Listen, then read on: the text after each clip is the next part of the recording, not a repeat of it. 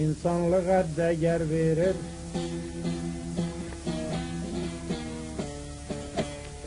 Böylece ehli imanın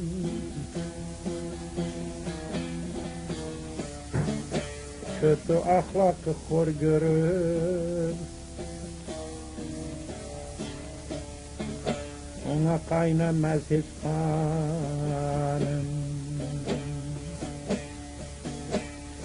Benden sorma abdest namaz, sabırlı ol hala biraz.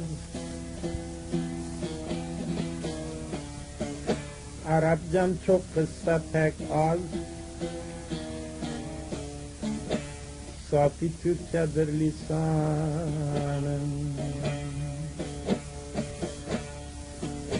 72 huri bilmem, verseler de yine almam. Çünkü ben hakkında gelmem, geçimi dar bir insan.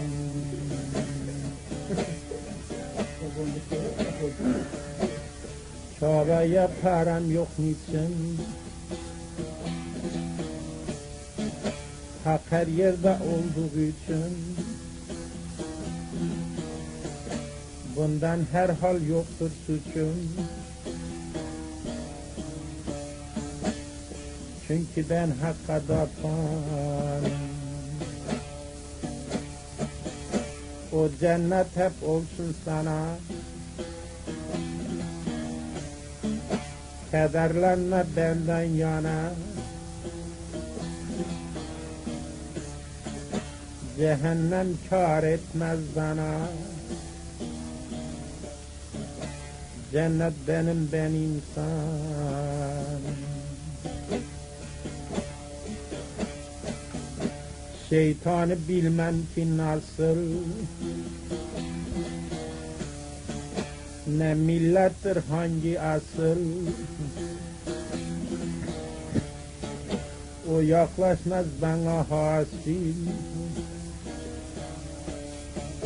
onunla evvel düşmanım.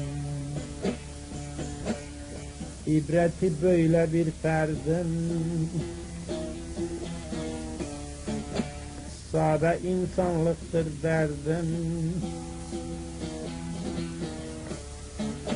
Hep gönlümü dosta verdim, sanma ki ona pişman.